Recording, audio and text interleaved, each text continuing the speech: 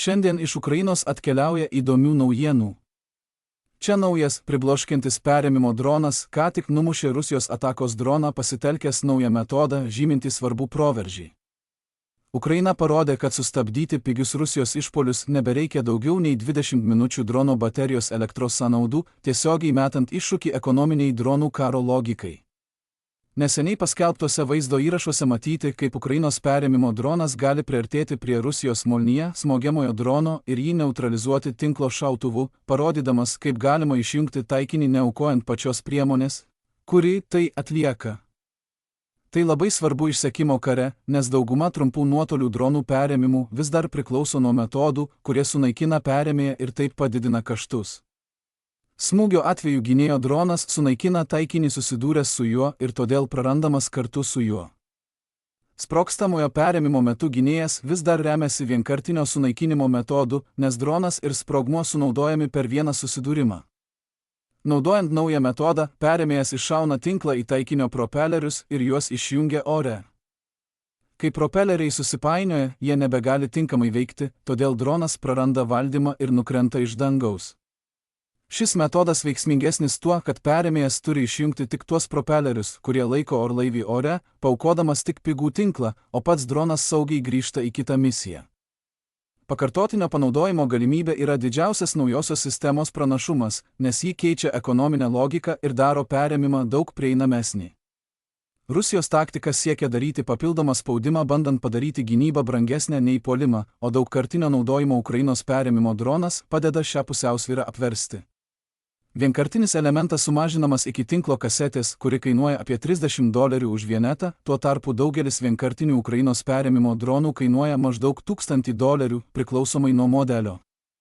Naujoji technologija remiasi ankstesnė koncepcija, nes tinklą šaudančios sistemos buvo pasirodžiusios jau anksčiau kare, bet daugiausia ant mažų Mavic tipo dronų. Jie turėjo ribotą veikimo nuotolį, nešantysis dronas tapdavo mažiau stabilus po modifikacijos ir buvo pernelyg nepatikimi, kad būtų galima standartizuoti visiems daliniams, nors ir pasiekė tam tikrų pradinių rezultatų. Pagrindinė kliūtis buvo pati platforma, nes maži komerciniai dronai negalėjo nešti daug papildomos įrangos ir palikdavo operatoriams labai mažai vietos klaidoms per perėmimą. Dabar Ukraina siekia pakeisti tiek platformą, tiek jos paskirtį, pritaikydama tą pačią koncepciją specialiai tam skirtam perėmimo dronui. Praktikoje tai reiškia, kad perėmimo dronai bus naudojami ten, kur jie galės vykdyti pakartotinės perėmimo misijas kaip platesnių kovos su dronais pastangų dalis. Dar svarbiau yra tai, kad tai įveda nesprogstamą perėmimo būdą kaip naują sluoksnį tarp trukdymo sistemų ir vienkartinių perėmėjų, o tai reiškia, kad pigų Molnyje droną galima numušti pigesnių tinklo perėmėjų, o brangesnės kontrapriemonės gali būti paliktos atsparesniems taikiniams. Tai ypač svarbu, nes Rusijos pajėgos vis dažniau naudoja Molnyje dronus būtent todėl, kad jie yra daug pigesni nei kitos platformos, tokios kaip Orlan ar Zala, kas leidžia jiems masiškai naudoti šiuos dronus už mažesnę kainą ir greičiau išsekinti Ukrainos oro gynybos išteklius. Dabartinėme dronų kare, kurį lemia nuolatiniai susidūrimai, svarbiausia yra mastas. Ta pusė, kuri gali numušinėti pigius dronus naudodama nebrangius sprendimus ir išsaugoti vertingus išteklius, gali ilgiau ginti daugiau pozicijų platesnėme fronte. Apskritai Ukraina juda link ekonomiškesnio būdo kovoti su naujausia Rusijos dronų tendencija.